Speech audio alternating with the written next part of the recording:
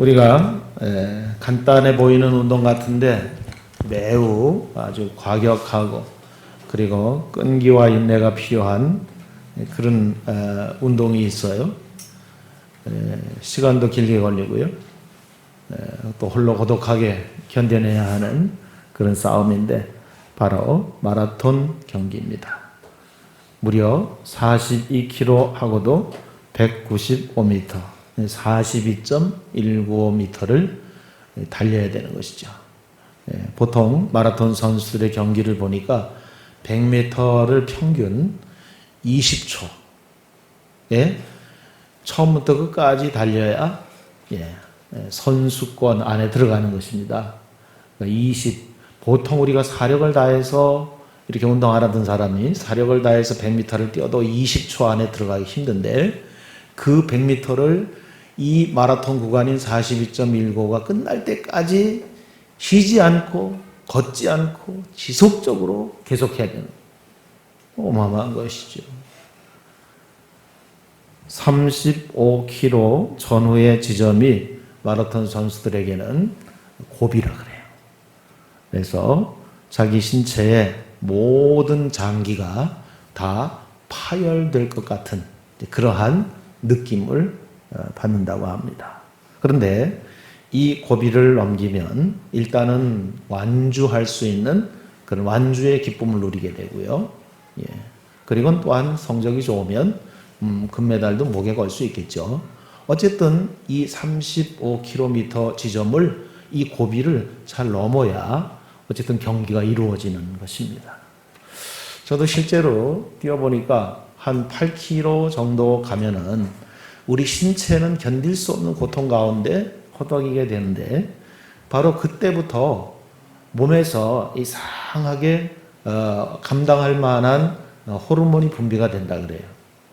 그래서 마치 진통제를 먹은 양, 마치 마약을 하면 이런 기분일까 싶을 정도로 구름 위를 걷는 듯한 그런 느낌을 가지게 됩니다.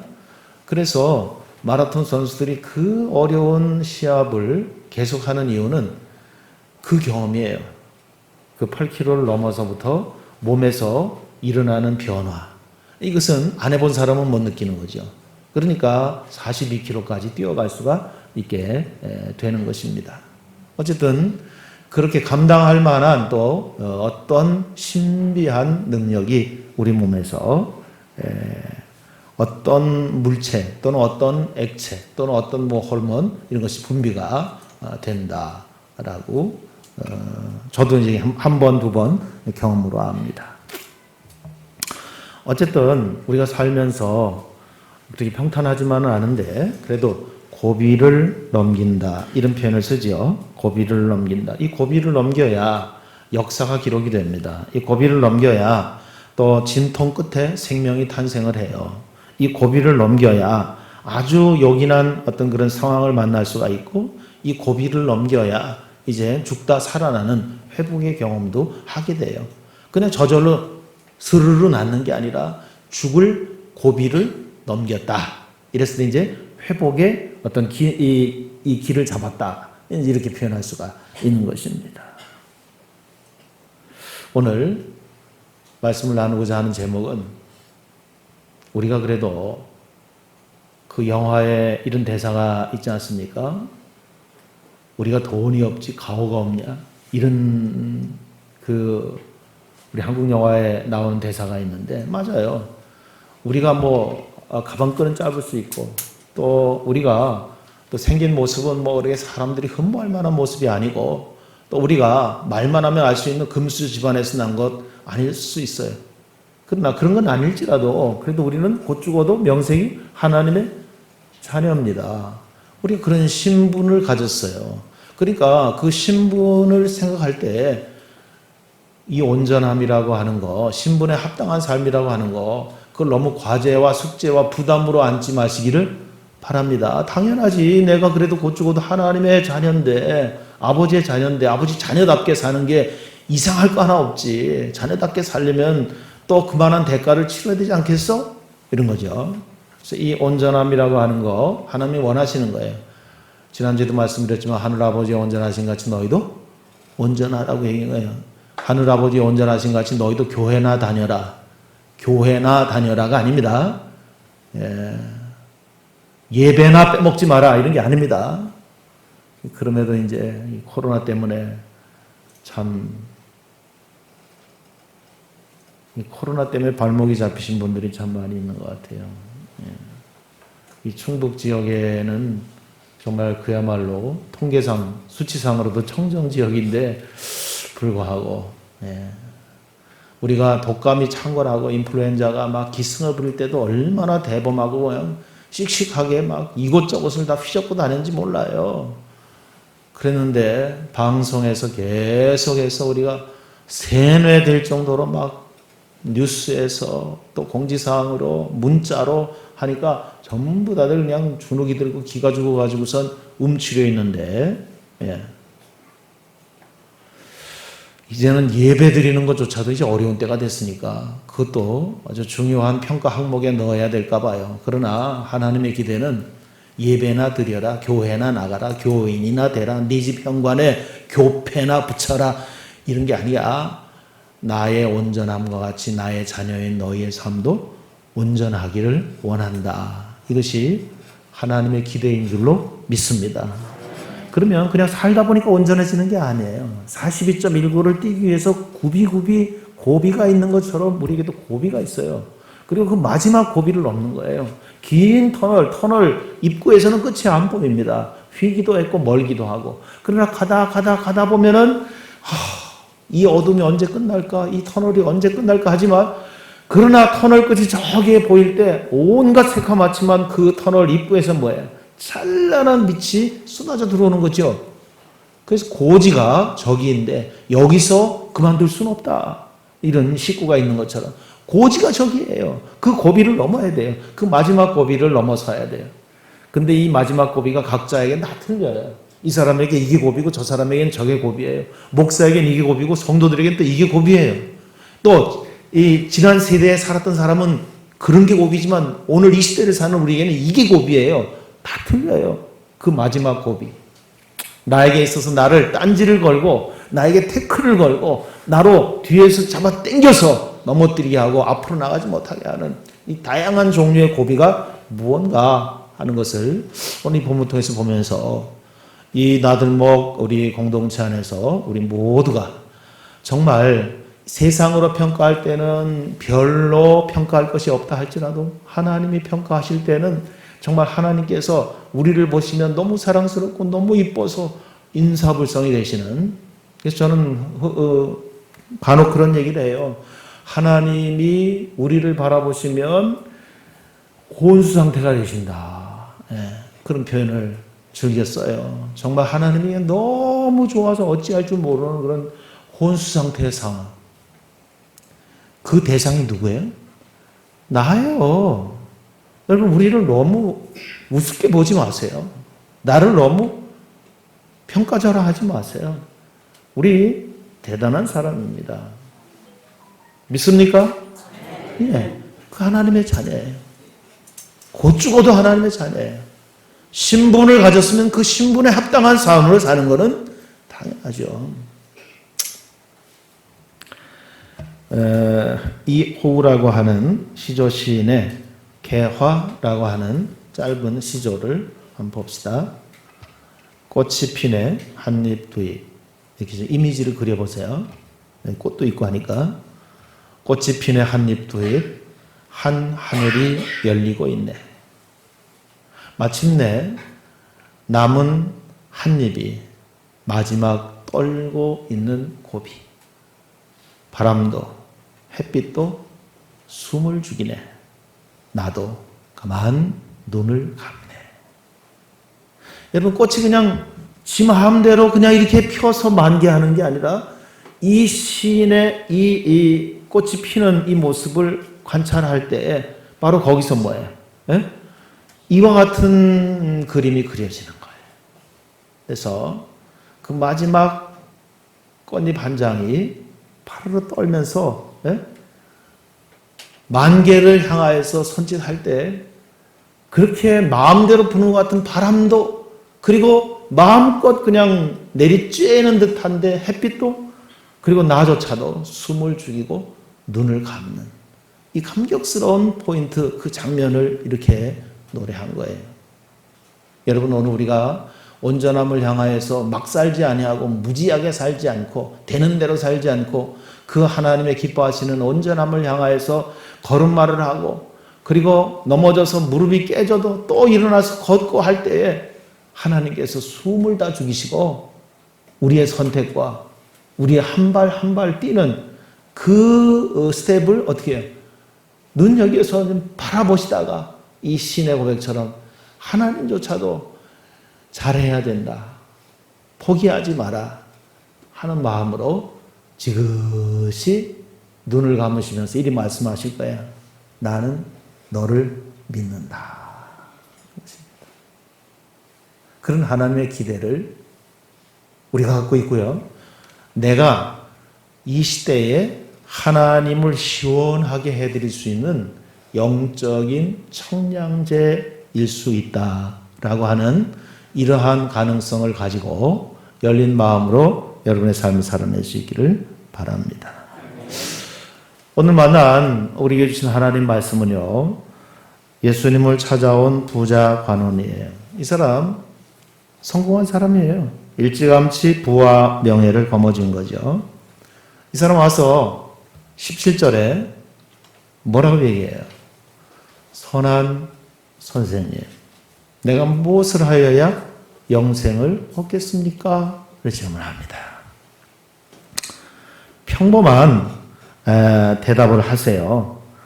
네가 계명을 알지 않느냐? 살인하지 말라, 간음하지 말라, 도둑질하지 말라, 거짓 증거하지 말라, 속여 빼앗지 말라, 내 부모를 공경하라 하는 계명을 이미 알고 있다. 잘 지켜야 한다라고 말씀하시니까 이 부자 청년의 얼굴에 화색이 돌면서 아, 그겁니까? 내가 어려서부터 잘 하고 있습니다. 잘 지켰습니다.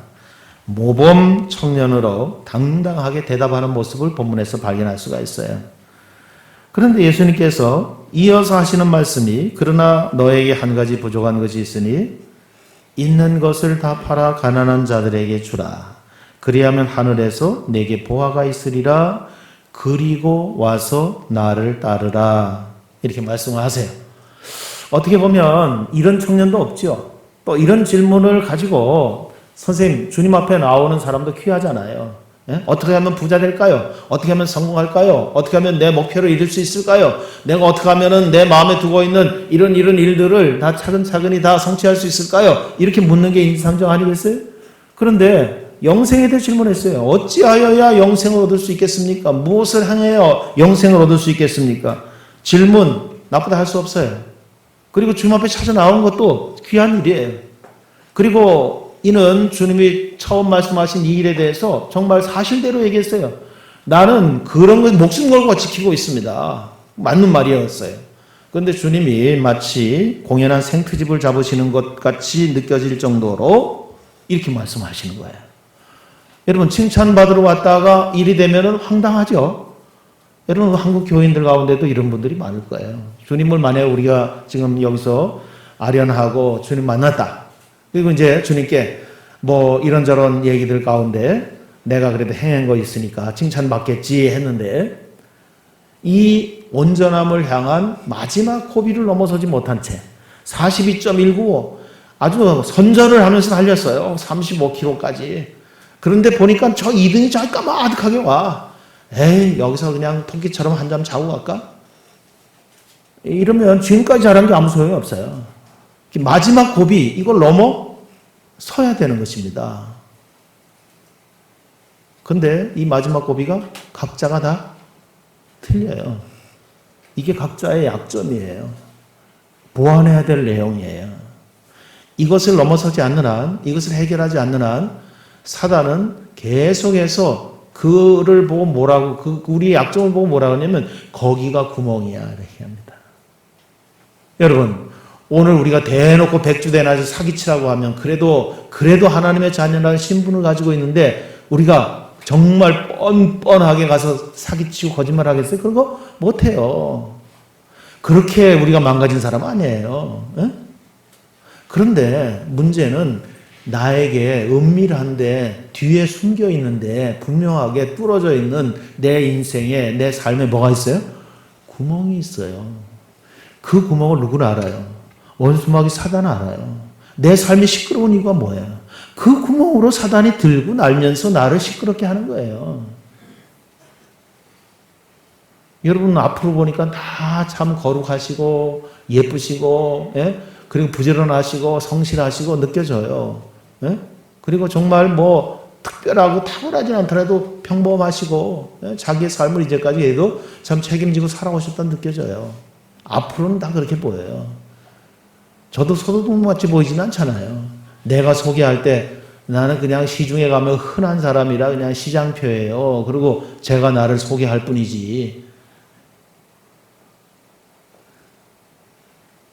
앞은 다 괜찮아요. 그런데 문제는 뭐냐면 후미진 곳, 잘 보지 않는 곳, 잘 살펴지지 않는 곳, 남이 그렇게 애써서 보려고 하지 않는 그런 부분들에 뭐가 있어요? 구멍이 있어요. 그래서 자꾸 그냥 공든탑이 무너지고 자꾸 내 경건이 쌓였다가 또 무너지고 하는 이유는 뭐냐면 그 뒷구멍에 그 구멍이 있어서 그래요. 주 성령님 내게 있어서 나를 약하게 하고 무너지게 하고 나를 파괴하는 나를 힘들게 하는 이 구멍을 보게 하시고 이 구멍을 메울 결단을 허락하여 주옵소서. 이것이 우리의 기도가 되어야 할 줄로 믿습니다. 주님이 주셔봐야 밑 빠진 독인데 뭐가 담겨요? 담기기는. 그냥 주셔서 퍼부어도 붓는 순간 끝! 일이 되는 거죠. 그러니까 뭐부터 메워야 돼요? 예, 이거 펑크를 떼워야 됩니다. 펑크를.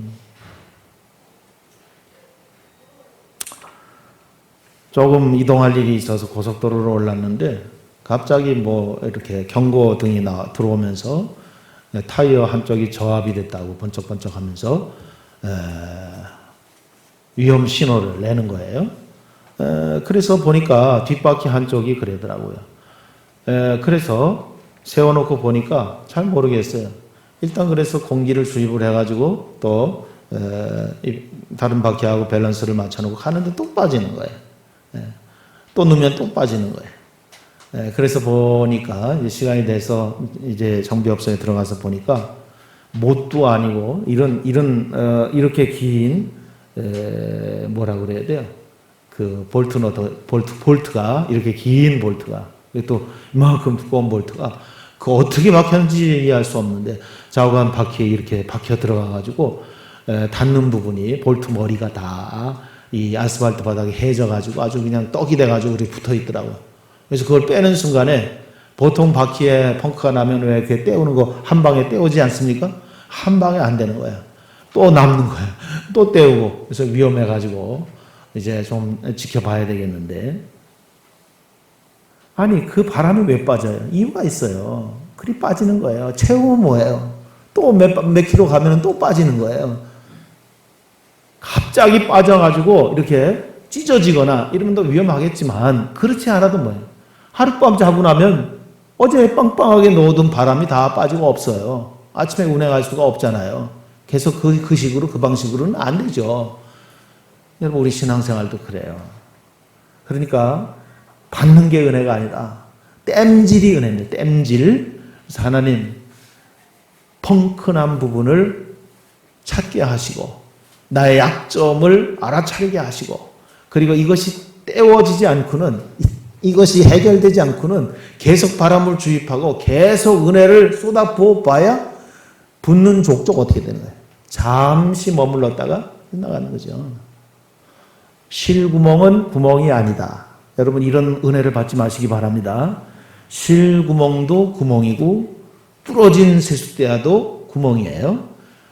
구멍이 크면 싹 빠지고 실구멍은 하룻밤이면 또 싹 빠집니다.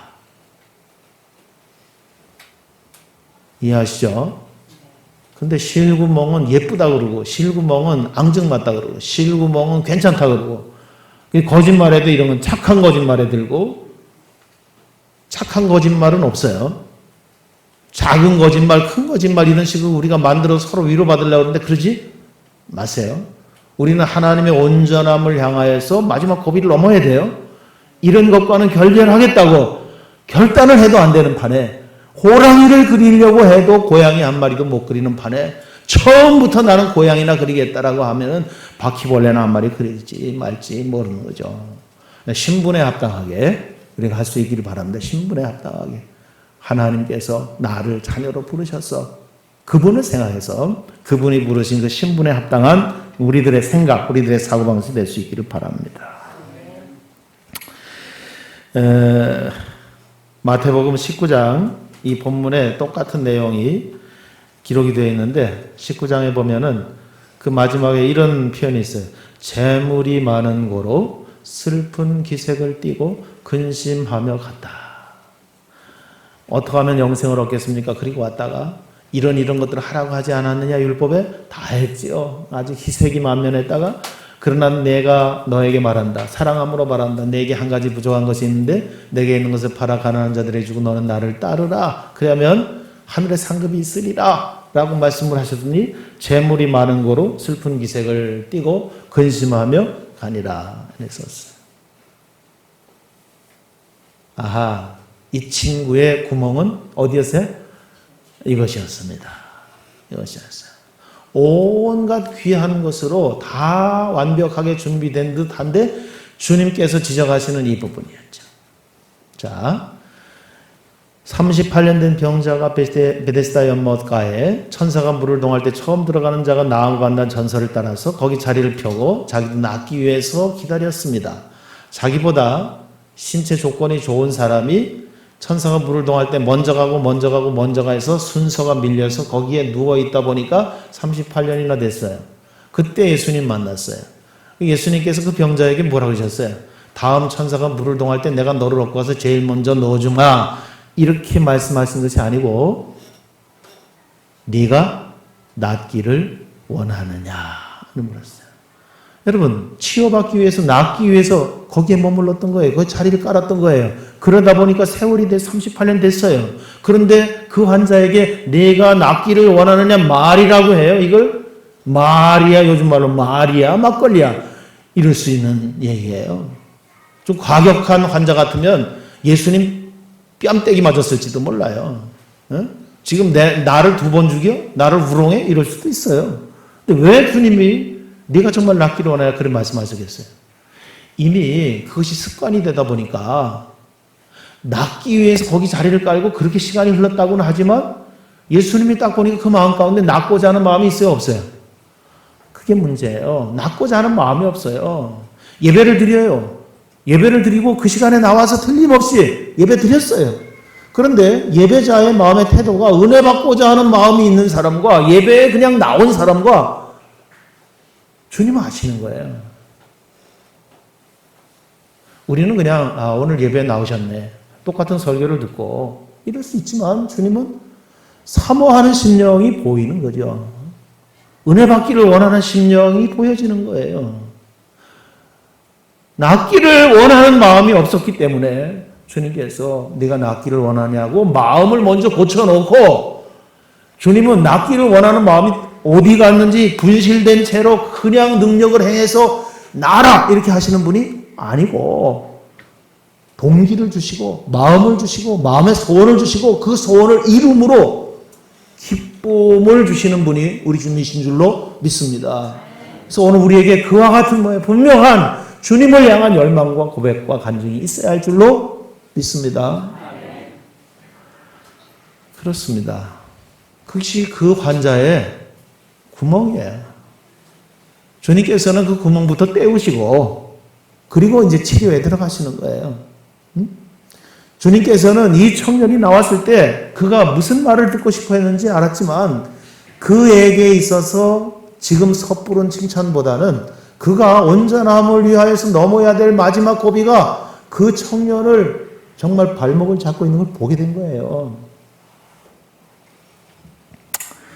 여러분, 다시 부요함을 지난주에 이어서 얘기합니다. 재물이라는 게 뭡니까? 재물은 곧잘 추하게 우리를 만들어요. 속물처럼 우리를 만들어요. 인간의 정신을 고양하는 게 아니라 말살시키는 도구가 돼요. 그리고 이 돈을 가지고 흔들면서 개처럼 벌더라도 정승처럼 써야지 라고 하면서 이거 가지고 좋게 사용하는 것이 아니라 너무나 자주 이것 때문에 뭐 할까요? 갑질합니다. 갑질해요. 그래서 이 갑질로 인해서 억울함을 당한 눈물들이 예전에는 다 8짜리언이 그랬는데 요즘은 이제 그게 갑질 이래가지고 뉴스에 나기도 하고 말이죠. 이런 일들이 있죠. 백화점 VIP 고객이 자기가 주차하고 싶은 데가 있는데 주차요원이 이리 대세요 저리 대세요 하니까 그 지시봉 이렇게 하는 게 기분이 나빠가지고 당장 내려가지고 그 주차요원 어떻게 했다 그랬습니까? 무릎 꿇려서 사과를 받았다 그랬죠? 어디다 대고 이거야 내가 대고 싶은데 되지. 내가 이 백화점에 한 달에 얼마를 팔아주는데 네가 여기서 아르바이트 하면서 까불고 있어. 사과해! 무릎 꿇어! 그래서 사과를 받고 무릎을 꿇었는데 요즘은 그렇게 끝나는 시대가 아니라 그 갑질 때문에 개망신을 당한 거죠.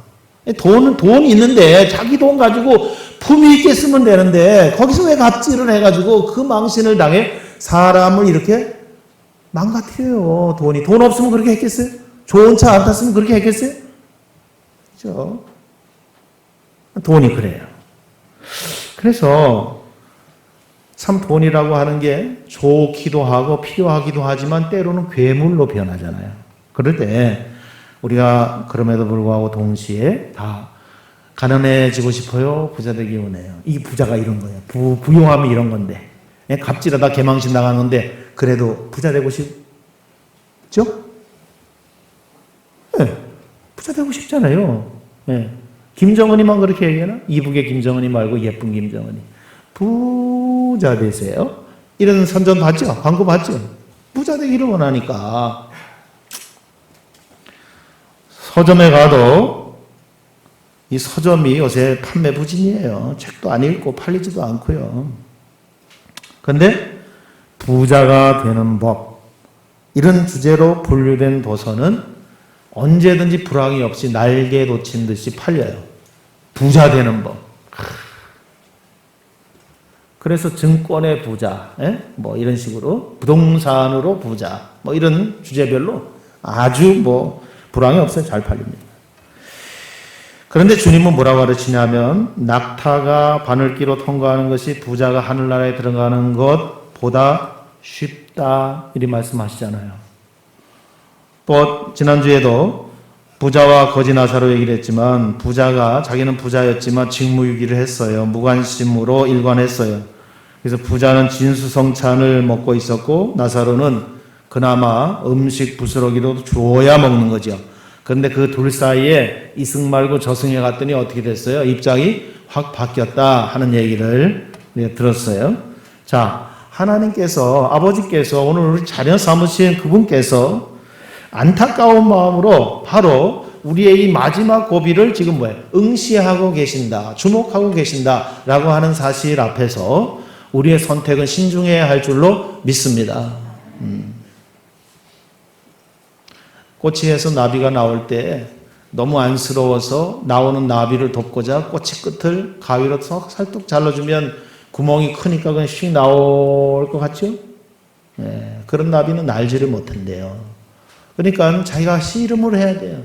마지막 탈출을 위해서, 꼬치 탈출을 위해서 몸부림을 칠 때에 날 수 있는 힘이 생기는 거예요. 방법이 생기는 거예요. 그 우리가 도와줄 될 일이 아닌 거예요. 마지막 고비를 통과해야 됩니다. 그래서 모든 그림을 그려놓고 생명 있는 것에 눈에 눈동자를 찍잖아요. 예? 그래서 활용점정이라 그렇게 얘기하는 거예요. 눈에다가 눈동자를 탁 찍음으로 이제 마침표가 되는 건데 이 그림이 생기가 사는 건데 오늘 우리가 그래요. 예. 제가 만약에 지금 별로 그래도 잘생기지 못했지만 여러분에게 지금 시력이 없는 초점이 없는 목사로서 얘기한다면 누구들을 다 보는 것처럼 이렇게 고개를 돌려가면서 또 앞뒤로 이렇게 보는 것 같이 이렇게 쇼를 해도 눈에 지금 초점이 맞지 아니한 채로 이렇게 움직이는 건 마치 뭐 같을까요? 예? 전동 마네킹과 똑같아요.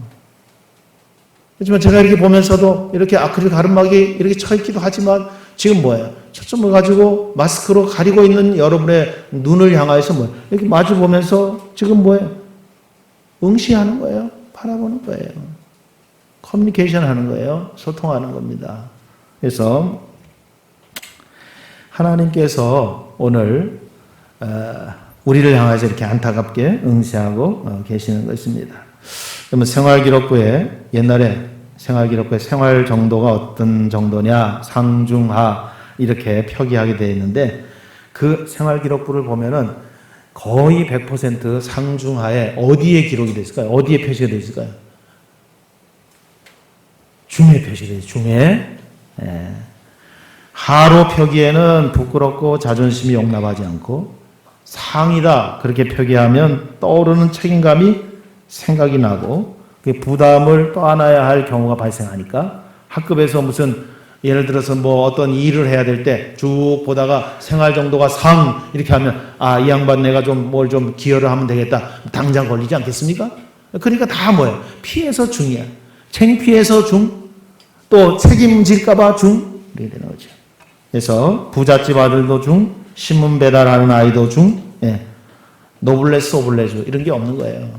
그러니까 부자라면 남보다 더한 능력과 어떤 편의와 어떤 것을 가졌다라고 하면 그것이 우연히 괜히 된 것이 아니라 그것 가진 만큼의 뭐가 있어야 된다는 책임이 있어야 된다는 거죠. 그래서 이 청년이 모든 걸 다 잘했어요. 건실해요. 모범시민이야. 그런데 주님이 그 청년을 뭐예요? 빚고 와서 아니고 사랑하사 그를 보시고 한마디 하신 게 뭐예요? 네 가진 모든 것을 팔아 가난한 자들에게 나눠주고 너는 나를 따르라 하고 말씀하신 거예요. 왜? 그것이 그 청년의 발목을 잡고 있기 때문에 그랬던 거죠. 여러분, 부자 청년은 하나님 말씀 잘 지키고 있었다고 생각을 했어요. 실제로 그렇게 살아온 것이 팩트예요. 사실입니다. 청년을 사랑하고 그리고 또 한 가지는 뭐예요? 그가 온전하게 되기 원해서. 그래서 내 발목을 잡고 있는 내 재물을 팔아 가난한 자들에게 나눠주고 너는 나를 따르라고 말씀하신 것입니다. 사랑하는 여러분, 극단의 대립과 격차의 해소를 위해서 나는 어떤 노력을 하고 있는가가 주님께서 바라보시고 있는 거예요. 그 부자가 거지 나사로가 자기의 문간에서 그 부스러움을 개들이 와서 헌대를 핥고 있을 때 자기는 진수성찬을 먹으면서 바로 앞에, 바로 문간, 자기 집 대문 앞에 있는 거지 나사로는 외면하고 무관심하고 돌아보지 아니하고 내 일이 아니라고 했어요. 사실은 내 일이 아닙니다. 그가 그를 돌아보지 않는다고 해서 경찰에 붙들려 가지 않습니다. 체포당하지 않아요. 남들이 손가락질하지 않습니다. 누가 바라보고 계신 거예요? 하나님이 바라보고 계신 거예요. 바로 하나님께서는 잘 살고 못 사는 격차, 많이 알고 또 모르는 뭐 유식과 무식의 격차, 또는 남자와 여자의 어떤 격차, 이런 격차의 해소를 위해서 고정관념을 깨는 한계를 넘어서는 그걸 마지막 법이다고 볼 수 있어요. 고부간의 갈등. 어떻게 며느리가 딸이 돼요? 어떻게 시어머니가 엄마가 돼? 시어머니는 그냥 시어머니고 그냥 며느리는 며느리예요. 거기는 부인할 수 없는 뭐가 있어요? 격차가 있어요. 그것은 그냥 당연한 거예요. 고부간이 다 그런 거지 뭐. 어디서 우리 때는 그래서 나온 말이 라떼는 말이야. 이런 라떼는. 커피숍에 라떼는 말이야. 이런 말이지. 그런 말 하면 이제 꼰대가 되는 거예요. 꼰대라는 소리를 좀 거북하니까 사람들이 또 개발한 말이 있잖아요. 틀딱. 틀딱이 뭘까요? 틀니를 해가지고 딱딱 소리가 난다. 그래서 틀딱이야. 틀딱. 아유 저 틀딱. 그러면 뭐예요? 꼰대라는 얘기지. 사랑하는 여러분, 세상은 이렇게 심각하게 급속하게 바뀌어요. 그렇기 때문에 우리가 이러한 사람으로 분류되고 무시당하지 않으려고 하면은 우리도 바뀌어야 돼요. 그러려고 하면 우리가 넘어야 할 마지막 고비가 뭘까? 고부간, 이 차이를 정말 십자를 떼고 며느리가 딸로 바뀌는 놀라운 사랑의 관계로 주님을 따르는 주님의 사람들이 보여줘야 하지 않겠느냐라고 하는 것입니다. 근데 안 돼. 신은 시고 며느리지. 어디 언감생심 이따위 시도를 해. 보르장머리 없게. 재미없어요. 이 고정관념을 깨야 됩니다. 당연한 것처럼 여겨지는 이 고정관념들을, 이 한계들을 넘어서야 돼요. 마지막 고비를 넘어서야 돼요. 그렇게 될 때에 우리는 하나님과 죄인 사이에 자기 몸을 찢어서 화목제물이 되신 그 주님을 따르는 주님의 사람들이 되는 거예요. 우리도 그 중간에서 화해를 이루고 중간에서 평균치를 이루는 거죠. 그 일을 위해서 내가 그 자리에 자리매김을 할 때 하나님께서 정말 온갖 기대를 가지고 과연 그리할까? 그리할 수 있을까? 나는 너를 믿어 하면서도 시인의 고백처럼 눈을 내리가면서 기대를 하는 것이죠. 왜? 혹시나 했는데 다 역시나였기 때문에 너도 다를 바 없을 것이다 하지만 그래도 우리를 믿으시는 거예요. 청년의 재물은 속여 뺏거나 갈취한 것이 아니라 정당하게 벌어들인 재물일 수 있습니다. 자기의 능력의 증거고 자기의 삶을 보장할 근거요, 수단이고 그렇게 벌었으니까 당연히 자기를 위해 써야 되겠죠. 어떻게 남을 위해서 사용할 물질로 여길 수가 있어요? 말도 안 되는 거죠. 그렇기 때문에 고민하면서 갖다 이럴 수가 있어요. 내 돈, 내 것, 내 소유 이런 관념에서 벗어나 주는 거야. 나누는 거예요. 이것이 하나님의 것으로 바뀌는 순간 바람도 햇빛도 숨을 죽이는 순간이 되고 이것이 우리의 마지막 고비가 될 줄로 믿습니다. 여러분, 여러 달 전에 하나님께서 우리에게 베푸는 호의가 있다 그랬어요. 호의. favor 이렇게 얘기했는데 하나님께서 우리를 기대하시는 거예요. 근데 우리가 하나님의 그 기대를 가지고 이 거지 나사로를 도울 수 있었던 부자 입장이라고 하면은 내가 그를 돕는다고 해서 무슨 내게 유익이 있겠냐? 무슨 이익이 돌아오겠냐? 내가 거지하고 논다는 소문이나 나지 않겠냐? 그러니 내가 거지하고 만날 필요도 도울 필요도 없다. 이렇게 딱 계산해 끝낼 수 있어요. 내 문간에 와서 무슨 부스러움을 개들이 할든지 말든지 나 상관없다. 이럴 수 있어요.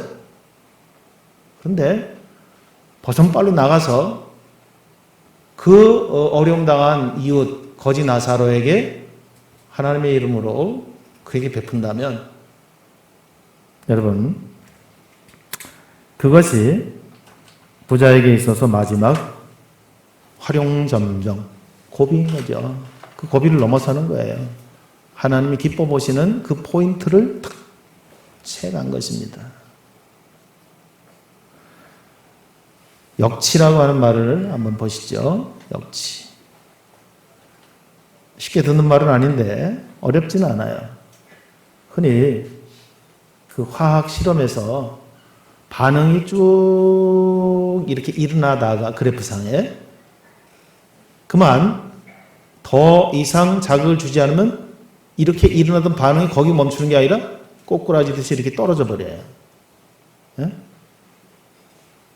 근데 쭉 올라가다가 어느 지점까지 올라가면 거기서부터는 어떻게 되냐면 이렇게 떨어지지 않고 약간 떨어지긴 하지만 그 상태를 유지하는 유지.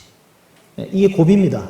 이 점이 역지점이에요. 그래서 이제 보면은 자극에 대한 어떠한 반응을 일으키는 데 필요한 최소한의 자극의 색이다. 이렇게 얘기했어요. 그 역지점에 이르지 않고는 절대로 뭐예요? 변화가 불가능합니다. 오늘 장로님 기도에 변질이 아닌 변화. 변화하라고 말씀하셨는데 우리는 변화라고 하면서 우리는 변질되어져 가고 있습니다. 도전이 되죠. 충격적인 거예요. 변화를 이루는 그 자극이 뭐냐? 그 포인트가 어디냐? 바로 역지점인 거예요. 그 역지점까지 작정 기도를 하세요. 그 역지점까지 성경을 읽으세요. 그 역지점까지 하나님 앞에 소원을 가지고 나오세요. 그렇게 되면 그 역치점에 이르는 그 소원. 여러분 그런 얘기 많이 들었죠?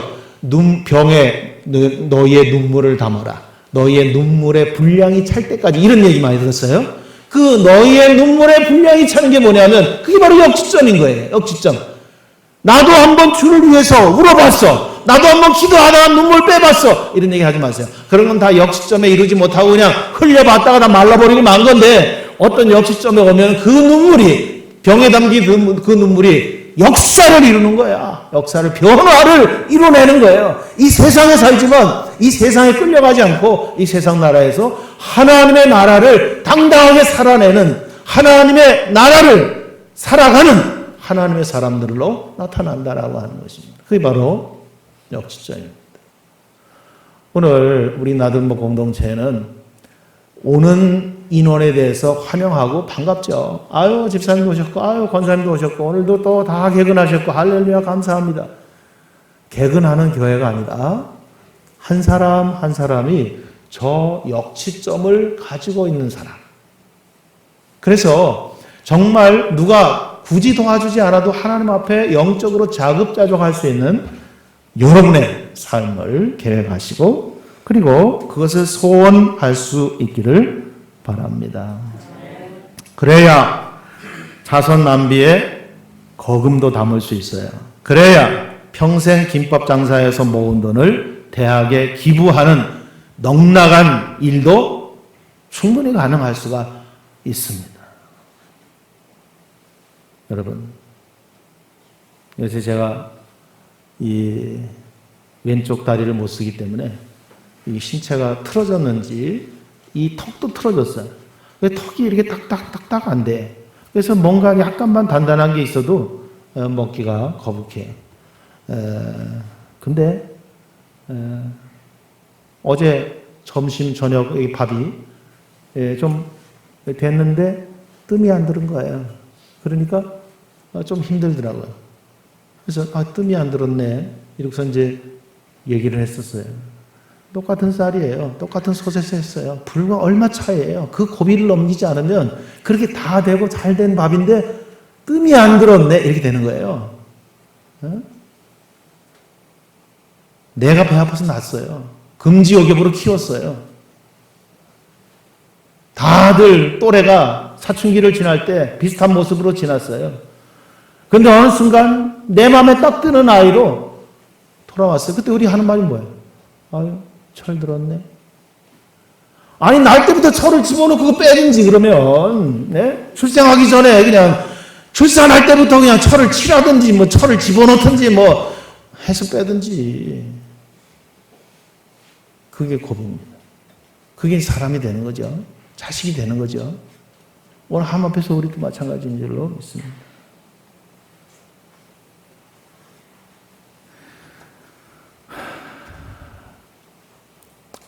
이 세상에서 우리는 삽니다. 이 세상에서 살지만 동시에 우리는 하나님의 나라를 사는 하나님의 나라 백성입니다. 그러므로 여러분 프라이드를 가지세요. 자존심도 가지고 자부심도 가지고 자긍심도 가질 수 있기를 바랍니다.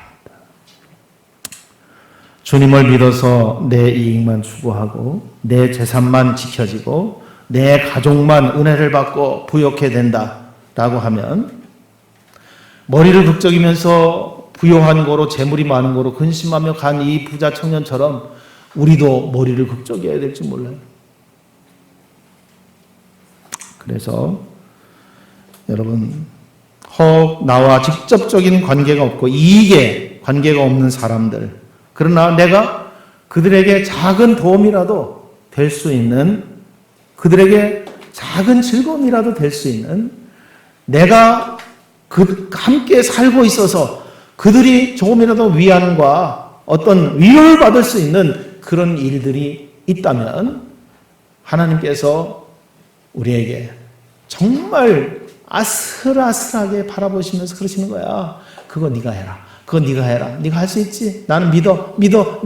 그런데 하나님께서 그냥 한숨을 쉬시면서 온몸의 힘을 쭉 빼시는 모습인지, 아니면 정말 믿는다, 나는 너만 믿는다 라고 신론을 떴는데 믿는 대로 정말 우리가 그 일에 상응하고 부합하는 그러한 행동과 행위가 탁 나왔을 때 하나님께서 내가 빚졌다, 이 빚을 내가 너에게 갚으리라 말씀하시는 게 뭐냐면 하나님의 호의입니다. 하나님의 호의.